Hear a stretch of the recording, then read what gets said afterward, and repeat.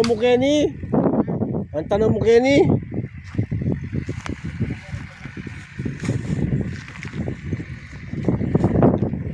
Kalangi? Kalangi. Ito yung basa?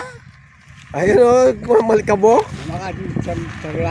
Ay, kaya yun. Yung mesyala ba, takla. Kung hindi ata kaputrin ka, hindi ata kamuti ng duto, alam din mo. Kita ako ka rin, kumana.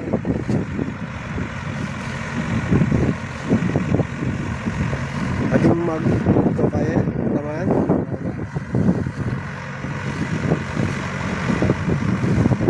Gawan na tanong mo kaya, hindi kamuti duto. Ako. Inarkilaya kang pakleng. Anyang biyernes kaya kay paklingking baranggayon.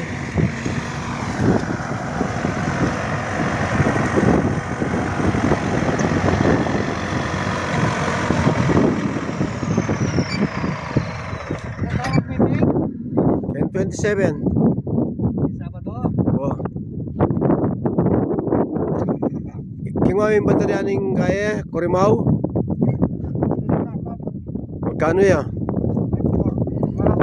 Yokohama, kailan yung SM? 3 SM kasi tanda niya 2 SM yan. Maintenance yan. Oh, yan. But for you, kaya 16 months siya pag-guarantee. At least yan mahal siya SM itong dati 2 SM yan. May fish yun natin nga. Ha? Hindi nga pa yung door. Pinta ke pit. Apa yung door kayo na bok. Oh. Kaya may napkin tab-tab. Ito po yung klase ng lupa namin dito sa Maliwalu, Maliwalu, Bacolor, Pampanga. Ito po ay natabunan ng lahar ng Mount Pinatubo noong 1991. Ayan po ang klase ng lupa. Oh, yan. Pero medyo basa ng konti. Ito raw ay tataniman ng tubo. Sana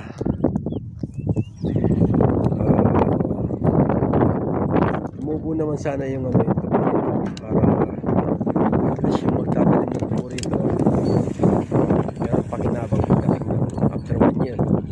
Actually po hindi po sa akin ito, katabi lang ng aking kubo. Yan po yung may sasakyan na yun, yun ang aking sasakyan. Katapos yung lupa ko andun sa looban doon. Ito sa pamangking ko to, tataniman nila ng tubo. Medyo maganda po yung presyo ng tubo ngayon, kaya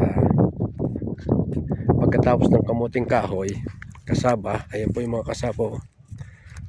Yan. Ayan po yung mga laman. Ayan. Pinupulot nung kumpare ko yung mga lumilitaw na laman ng kamuting kahoy. Yun naman yung hinukay na yan, kinwari sa pamangking ko yan. Kapag tagulan, napupuno ng tubig yan. Tapos lumalabas doon sa tabi ng bahay doon. Kung mapapansin nyo, yung medyo verde na yun sa tabi ng mga poste, pagkatapos nitong nakwari na to, yan po yung aking tubuan, yung sugarcane na sinunog ng mga makakating kamay. Yan po yung aking tubo, almost 2 hectares po yun. Ngayon ito tataniman din po. Ito po ay lupa ng aking pamangkin, si Orlando Gutierrez. Tarasan ko na rin. Nanan mo kanyan tayo pare. Baka mong babe. Tulakan mo. Nananong mo kakakalap na ito. Nanalagawa ng kasaba.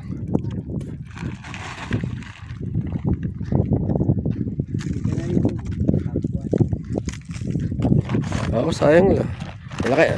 Pero suga gaya, gano'n rin eh pare.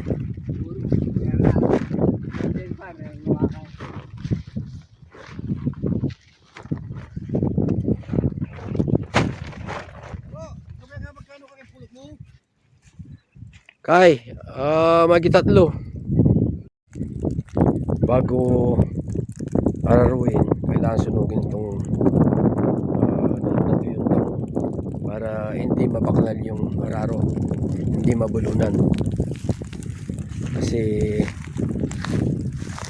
kapag maraming damo na ano dyan, palaging napupulunan yung rastrilyo. So hinihintay muna ng operator na masunog itong damo bago niya araruin. Itong mga kasama na to hindi na harvest kasi naabutan ng tagtuyot. Hinarvest kasi maliliit pa ang laman. So ngayon bigibay na itong ano, yun nga, tatanim sila ng tubo para makahabol yung ano, yung pagtubo ng tubo dito, para pagdating ng kagulan makakapag-abono na. Putol-toro na yun ay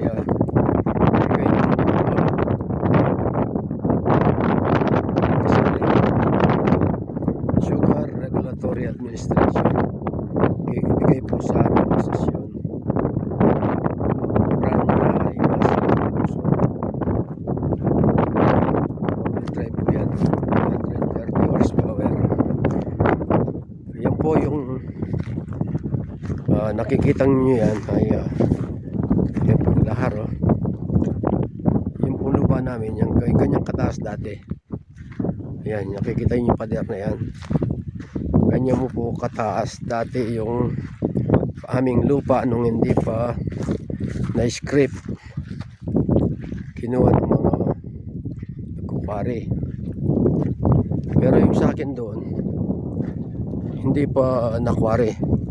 Original po yung aking lupa doon. Hindi pa nagagalaw. Pero banda ron, yung makikita nyo malayo doon, sobra naman po ang nagkwari doon. Kasi hindi na po matamnan yung kinwari nila doon. Dala ng puno na ng tubig at malalim pa.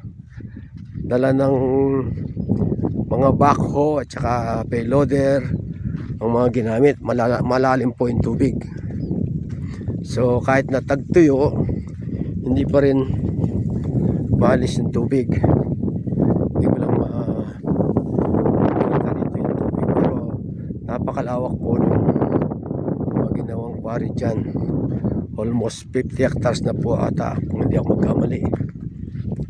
Ayan o, tignan nyo yung, ano, yung pader, yung pinagkunan ng ano, hanggang doon. Yun o, yung mataas na yun. Ito naman po yung aking kubo. Ito na, ito na yung aking sasakyan, para hindi makita yung plate number. Ayan po yung aking kareta. Ayan, ayan po yung aking munting dampa. Ang aking mga mangga namumunga na, namumulaklak na. Ayan po guys, ayan mga mangga. Ayun.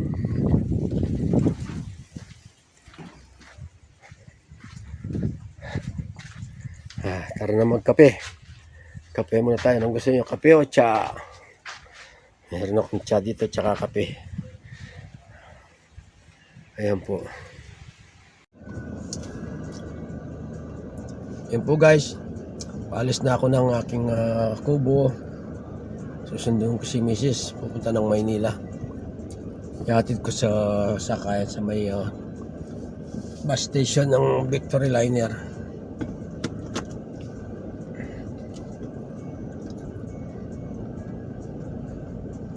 Masarap sanang matulog sa ano, sa aking kubo. Malakas yung hangin, presko. Parang si kuya to tignan ko nga sino to. Ay hindi, siya pong ando.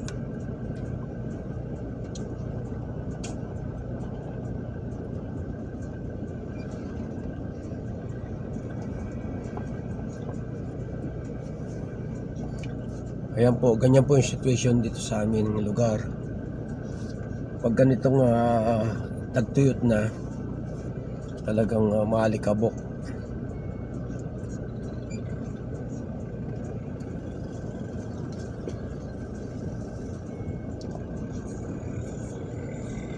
Kaya yung mga kumukuha ng buhangin dito sa amin marami, tsaka sa bandang Concepcion, Tarlac. Ewan ko ba sa Zambales, ang daming lahar na dumaloy doon, lalo na sa may Butulan. Wala akong nakikitang nagkukwari doon, kumukuha ng buhangin. Baka siguro dahil napakalayo ng Maynila, no? Kaya dito sa Pampanga tsaka sa Tarlac sila kumukuha. Ayan po yung aking tubo, yung nasa bandang kanan, nasa tabing daan.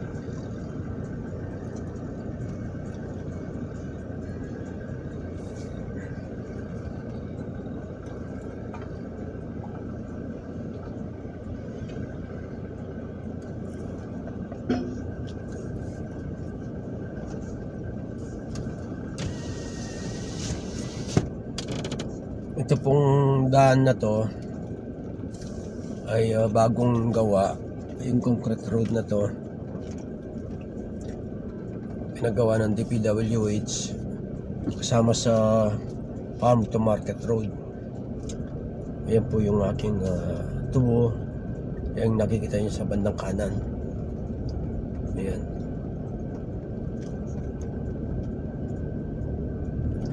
Ito na mga yung nakikita nyo mga punong kahoy na parating yan.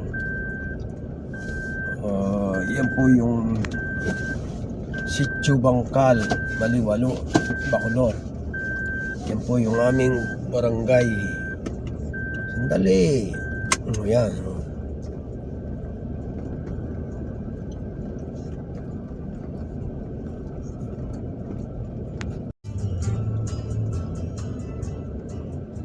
Yan po yung nasabi kong aming sitio barangay. Sitio Bangkal, Maliwalo, Bacolor, Pampanga. Kaya po ginawang balik barangay yung aming asasyon dahil ang mga tao dito ay nagsipagbalik dito sa aming barangay. Kaya kahit na yung aming association, ang ipinangalan namin ay Maliwalo Balik Barangay Farmers Association. Isa po ang inyong lingkod sa mga opisyales ng naturang asosasyon. Wow, ganda ng kubo.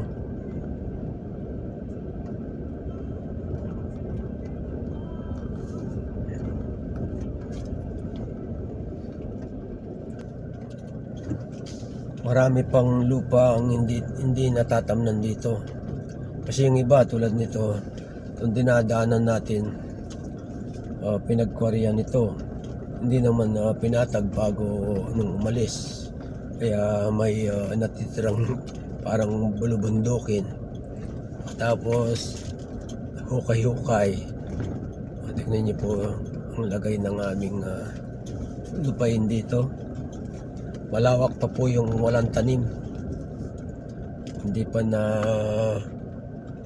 natatamnan dala ng ito nga yung mga sinalahula ng mga nagkukwari. Dapat pag nagkwari, iwanan mo yung patag para kahit nakamuting kahoy, pwedeng matamnan ng mayari. Kaso pagkatapos nakuha yung gusto nilang buhangin, alis na lang bigla, hindi na babalik. Ngayon dito sa portion dito, medyo mababa ang lugar dito, kaya dito dumaloy yung tubig ng mula sa Mount Pinatubo. Dati po sa may Pasig Potrero River, talagang pat ng tubig. Mababa po itong dito sa Maliwalo. Kaya dito po gumawa ng daan yung tubig. Ito nga yung aming barangay, gumawa ng tulay para sa mga light vehicle. Ayan po yung tulay na yan. Tapos itong kikita ko sa inyo yung tubig. Ayan kalabaw. Lalim gumawa ng malaking huka ang tubig. Yan po ang galing sa Mount Pinatubo yan. Ayan.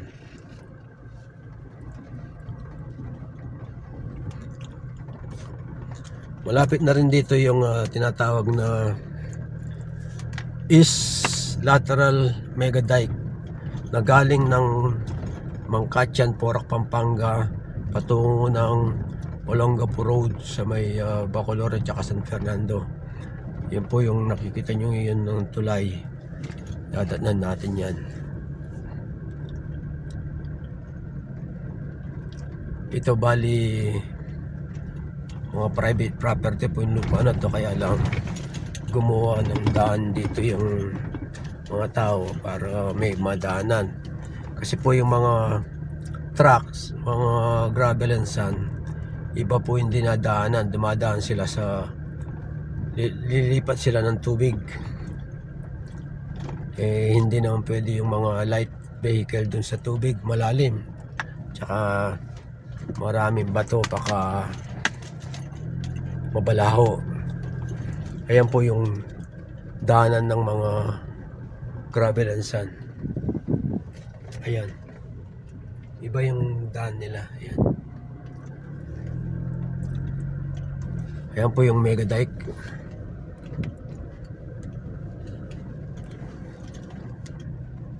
Ano ko lang sandali yung akong video.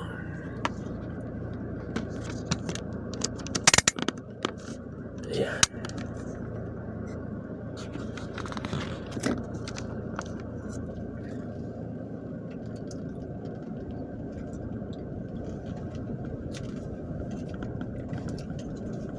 Ayan po yung Mega Dike, yung tulay. Nag-iisang tulay lang po ito sa kahabahan ng East Mega Dike. Dito sa dinadaanan ko, dito dumadaan yung mga gravel and sand papunta ng MacArthur Highway. Lalabas sila ng Barangay Kalibutbut, katapos kakanan sila papuntang MacArthur Highway. Ito na po naman yung aming barangay, yung Barangay Maliwalo. Ayan po yung nakikita nating building na yan. Yan po ang aming barangay, Maliwalo Barangay Hall. Yan po yung nakikita yung truck mga kumukuha ng buhangin yan. Ayan po, yan po yung aming barangay hall.